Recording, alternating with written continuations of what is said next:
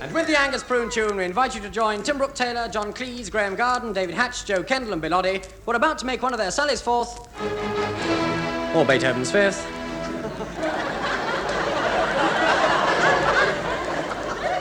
into a world of John Otto Cleese. I'm sorry, I'll read that again.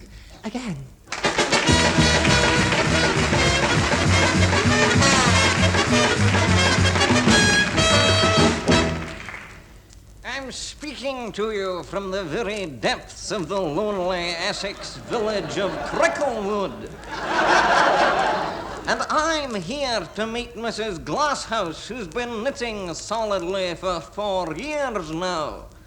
Mrs. Glasshouse, you've been knitting solidly for 4 years. Now, why? Well, I just can't stop.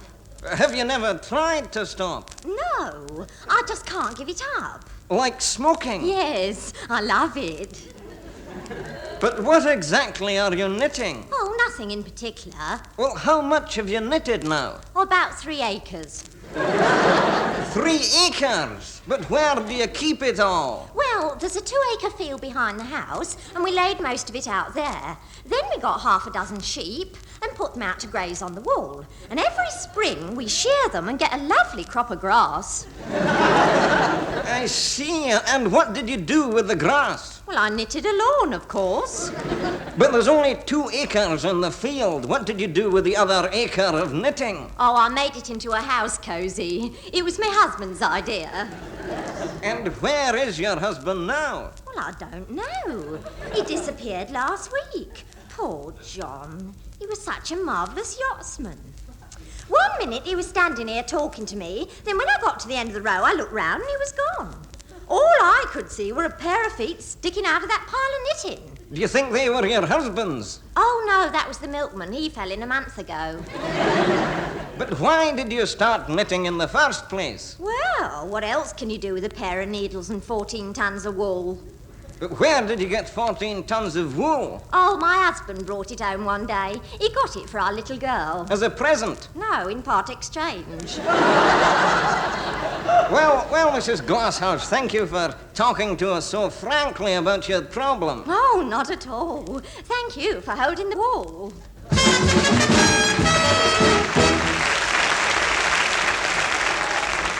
Traffic wardens come in for more than their fair share of mockery. I'm a traffic warden. Mock.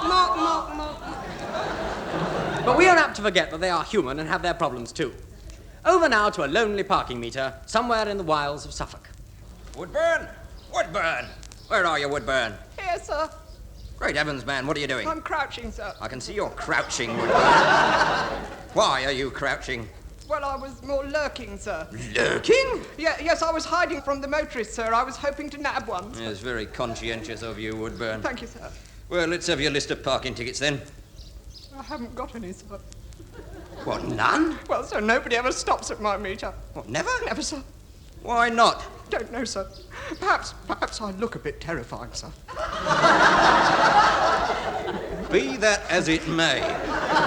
Thank you, sir. Nobody has ever stopped here, have they, Woodburn? Oh, sir, I have tried. I've tried all sorts of ploys, sir, to entice them to stop here, sir. I put a rustic sign once saying, "Bide a while," on one side, and "Will ye no come back again" on the other side. But they just kept whizzing past, sir. Zoom. Well, Woodburn, I'm going to stay here with you until the next one comes along. Oh, I've tried that, sir. For the first 2 months, I just stood here beside my meter, day and night in rain, hail, sleet and snow, with a thermos of cocoa in one hand, a liver patty sandwich in the other, and a slice of plum duff at Christmas. But they never stopped, sir. They never stopped. Nobody ever stopped. I'm a failure, sir. I'm a failure, aren't I? A failure, a dismal, wretched failure, aren't I, sir?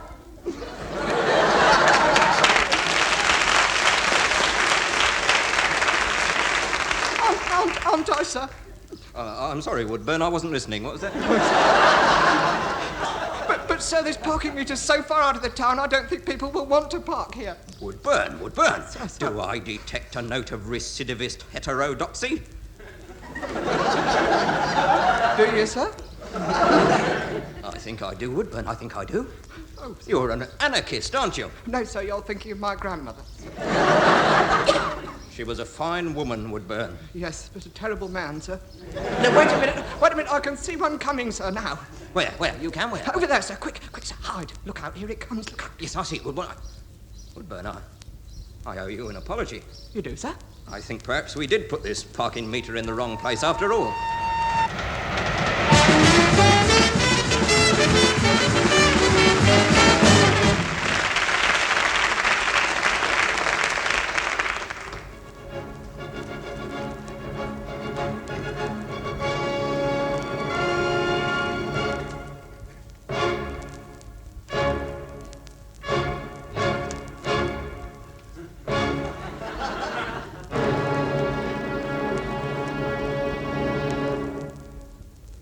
That was the Vienna Philharmonic Orchestra under Wilhelm Furtwängler. And now, while they're getting up, we are to hear the second piece in tonight's Promenade concert, which comes to you from the Pier End, Wigan. It is the work of the Bolognese composer Risotto, and in particular the 12-part madrigal arranged for 4 voices and Tim Brooke-Taylor. We are to hear the concerto tonight, rearranged for the Tillingbourne Folk and Madrigal Society, and our musical correspondent writes that it falls into the vocal tradition of sung music, and contains features which undeniably suggest. So let's listen now to There Was a Ship That Put to Sea, all in the month of May. There was a ship that put to sea, all in the month of May, with a pa la la la, with a pa la la la, with a pa la la la la la.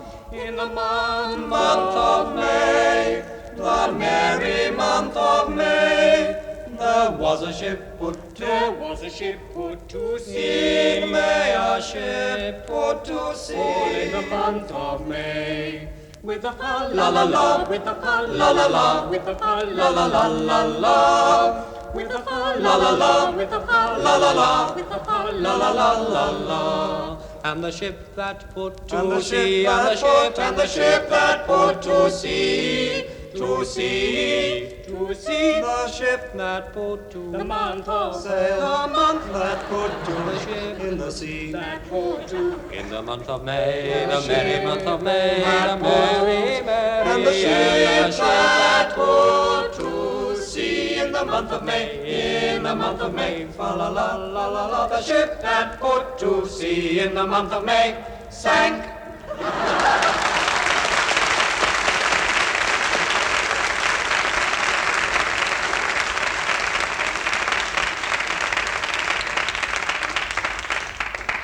Excuse me, I want to see Dr. Cleese for my checkup, please. Wait here until the doctor calls. Thank you very much, thank you. Next, please. Come along, we haven't got all day. Come on. Right, drop 'em.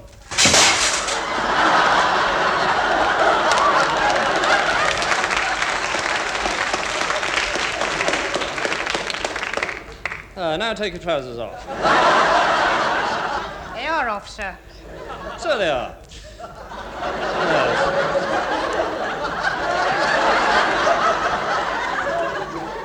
In that case, your legs need pressing. Now, can you touch your toes? No, sir. Well, how do you wash them then, you dirty little brute?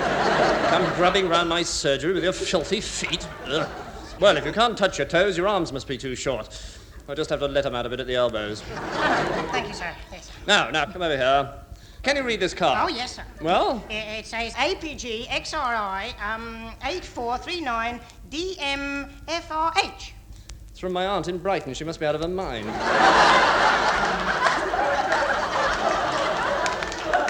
She hasn't been the same since Mafeking. Right, well, thank you. Off you go, then. What about my checkup? Oh, yes. Now, have you got a temperature? Oh, yes, sir. 106. That's a bit high. Better call it 98. Now, let's see. Breathing. Do you breathe? Yes, quite frequently, actually. Well, breathe in, then. Breathe out again. Breathe in. Blow out. In. Out. Faster. In, out. Keep blowing. Sorry I have to make you do this, but the electric fan's broken down. Right, that'll do. Now, how do you feel? Yes, that's quite normal. Now, see if you can reach right up to that top bookshelf. Well, Well done. Hand me down Tropic of Cancer, will you? You know, the illustrated one. Thank you. Now, take your shirt off. Oh, no, I can't. Yes, yes, yes, I know it's embarrassing. I know, I'll take mine off too. No, I've got a better idea. I'll go behind this screen. Thank you very, very much, sir. Thank you indeed, sir. Is it off now? Yes, sir. Oh, put it back on, I want to come out. Right, now, eyes, feet, nose, ribs. Oh, I think you've got the full set. Oh, thank you, sir. Oh, I know, teeth. Open your mouth. Wider, wider, wider.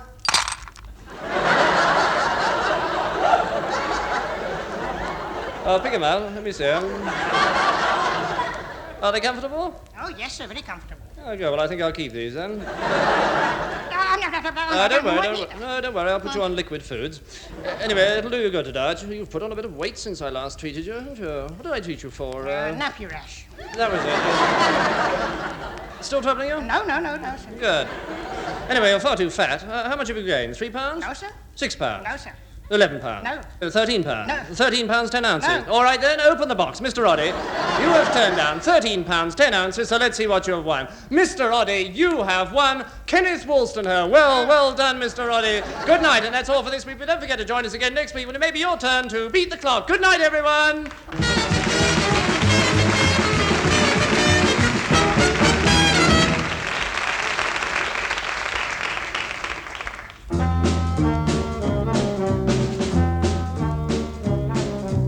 Always sing of the great law keepers, Marshall Dillon, Wyatt Earp, and Sheriff Pat Masterson. This is the story of an unsung hero, greater than them all, and an Englishman too. A man who kept the peace in one of the toughest parts of the West, Somerset. He left this world a better place, and the bad men bowed at the sight of his face. No one knew from where he came, but the criminals cringed at the sound of his name. Men called him Police Constable Herbert, Platt, Somerset Constabulary. greatest lawman of them all. Death and danger were his share. He controlled the traffic in the market square. Tall as a giant, he proudly stood with a voice like thunder that could chill your blood when he said, Hello, what's all this then? the greatest lawman of them all. When he waved them on with his big white glove, the women drivers used to fall in love. They'd block the road and there they'd stay, 'cause they went all hot when they heard him say, I'm afraid I shall have to take you down to the station. yes, he was a big man, but I'm gonna tell you how he met his end. Well, he lived his life and he lived it rough, but the day arrived when he was benching off. His big white gloves hung on the door, but he longed for a chance to use them just once more, finding a way with nothing to do, till one bank holiday the news came through. The Exeter bypass was jammed again. The Devon police were running short of men. His woman cried out, Lordy, no! But Herbert knew that he had to go, so he pedaled away to meet his fate, and he arrived about a fortnight late. He sat there in the road and cried, with his big white gloves hanging at his side. It was all so quiet, he fell asleep, and he got run over by a flock of sheep. Oh dear, oh dear, oh dear.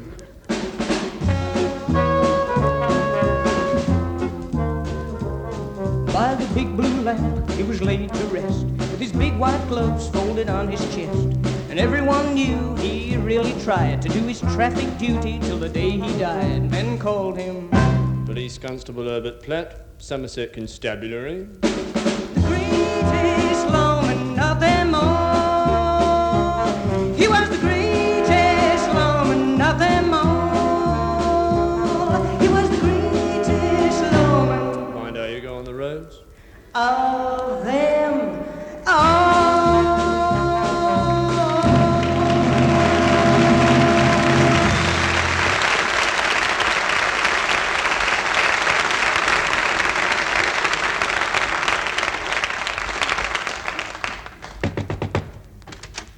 Good morning. Good morning, sir, madam. Welcome to the Harmony Hearts Marriage Guidance Bureau. We're here to provide a helpful word in times of stress, a shoulder to lean on in your hour of need. Have you an appointment? Well, no. Then get out. Excuse me, but there's nobody in the waiting room, and you don't look very busy. How do you know I'm not very busy? How do you know I'm not expecting somebody at this very moment, some very important client with an appointment? How do you know I'm not up to my ears in correspondence of the utmost priority? Well, if you put it like that. As it happens, I'm not very busy at the moment, so you better sit down. Oh, thank you. And now then, what are your names? Horace and Ariadne Bootle. I see. And which is which? I'm Horace. So the lady must be Mrs. Bootle. I'm Ariadne. Oh, so you must be Mrs. Bootle. No, I'm Mr. Bootle. You just said you were Horace. Yes, I'm Mr. Horace Bootle. And I'm Mrs. Horace Bootle. So I must be Ariadne. Good. Well now, will you tell me why you've come up to see me? Well, Horace and I have just come in for a checkup. Yes, we just wanted to make sure our marriage was running along the right lines. Well, this is highly irregular, but I'll do what I can. Just a few routine questions to start with then. Now, do you like rhubarb tart? No. Pity, I was going to give you a bit.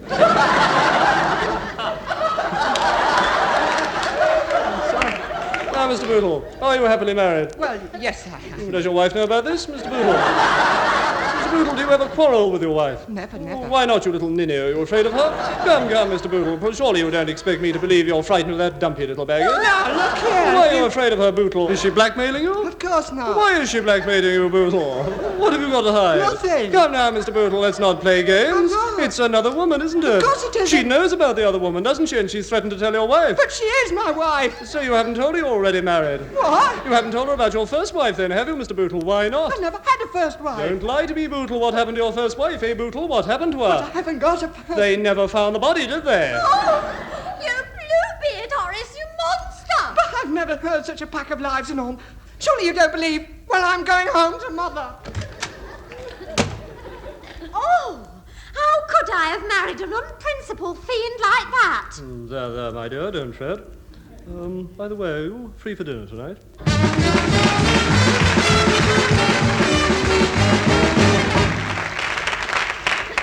The University of the Air is an idea that is rapidly catching on. And so, ever ready to do our duty for a spot of ready, we present our own history teach-out at the I'm Sorry Red Brick University of the Air. We turn back the pages of history to reveal the mysteries of the past. Oh, cheeky thing.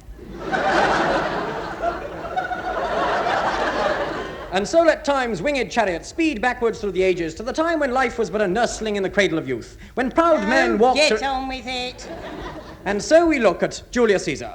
Don't fancy him. What do we know of Julius Caesar? Nothing. Look, do you mind? I'm trying to do this part straight. I'm sorry. It's not easy, you know. You fooling around there with cheap laughs doesn't make it any better. Oh, come on, give us a No, I'm hurt. You don't know anything about Caesar. No, I do. I know his famous last words. And they were? Quod erat demonstrandum. That means which was to be proved. What was to be proved? Which was? I'm not surprised they were his last words. The river having been crossed by boats, Caesar with legionaries proceeded to attack the garrison. What's that? Memories. Happy summers, Latin primers, net practice, the sharp crack of willow against flesh in happy conjunction. The ablative absolute, wonderful days, wonderful. While Caesar lived, everyone paid tribute to him. About 30 bob a week. In his spare time, Caesar conquered most of the world. His first conquest was France. Caesar wrote in his diary... I'm worried about Jim. Caesar wrote in his diary... Last night, Evans went outside. What Caesar actually wrote in his diary was... Tota Gallia divisum est in tria partes. Which means France is divided into 3 parties, Conservative, Labour and Liberal. Look, that's it. I've had enough. I'm stopping now, no more, that's it. Nothing you can say will make me forgive you. Nothing. Rhubarb tart? I forgive you. Go on. Well, get on with it then. Oh, me? Yeah, well, talk about Caesar in France. Do that bit. He started the French general elections, where they elect the generals. And this worked very well. And so he went on to become the first man to win Britain, beating Boadicea 3-0. And the game in replay. After extra time, of course. Now, Osgood wasn't able to play, so making Fred it up. Dexter had to play it John, inside come into the room. And it was very rough. Well, as everyone knows, the Romans were a forward-looking people who counted their years backwards. So Caesar was killed in 44 B.C. and arrived in Britain in 54 B.C., about 10 years after he'd been killed. In fact, he was born in 98 B.C. and was therefore about 7 when he died. In his first battle, Caesar came in for a beating. Ah, Caesar, what is it? I've just come in for a beating, sir. But he went on to conquer Britain and build a lot of one-way streets that lead only to Rome. He thereby cut off his retreat.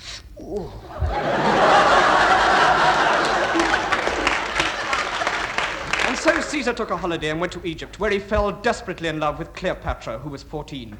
But then there weren't any juvenile courts in Egypt.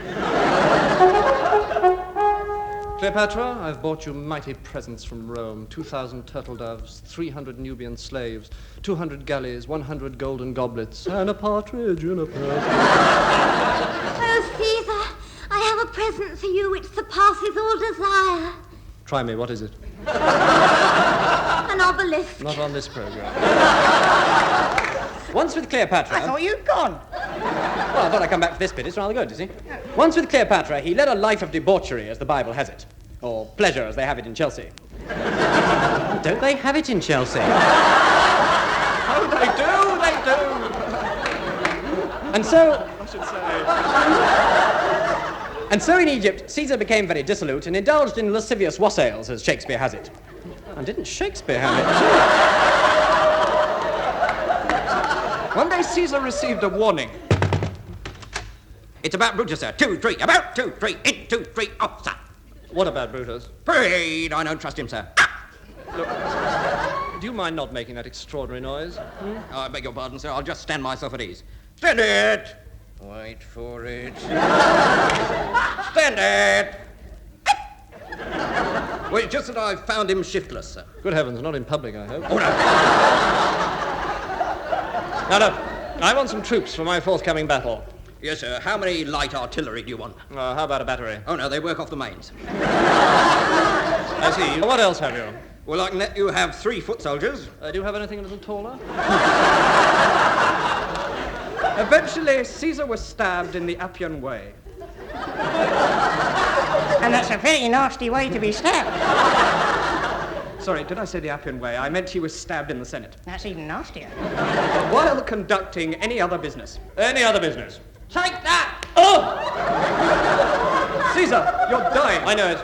The time has come at last. So I die. Kiss me, Hardy. Oh, no, you fool, Brute. Kiss me, Brute.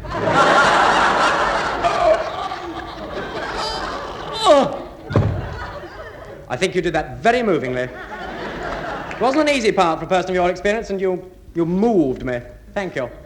Next week, we shall be discussing the famous spies of the First World War, Alfred Tahari and his mother, Mata Hari. Good night.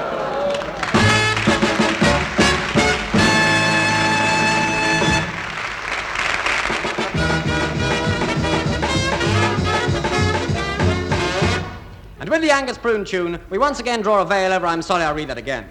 The voices you heard were those of Tim Brooke-Taylor, John Cleese, Graeme Garden, David Hatch, Joe Kendall and Ballad. The scripts were by Tim Brooke-Taylor, John Cleese, Ballad, Graeme Garden, Alan Hutchinson and Eric Idle. The songs by Ballad, Eric Idle and John Cameron, and the music by Dave Lee with arrangements by Lee and Cohen. The whole show was produced by Humphrey Barclay, of all people. So that's it until the same time again next week, when John Otto Cleese will surprise you once again with the words...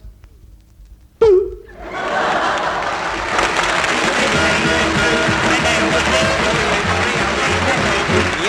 My name is Angus Prune, and I live in Midtown, so we can eat and drink it. I sit in my golfland, I have a good long talk, the city is named after me. Tell us your name. My name is Angus Prune, and this is my unit in R-S-I-R-T-A, I'm sorry.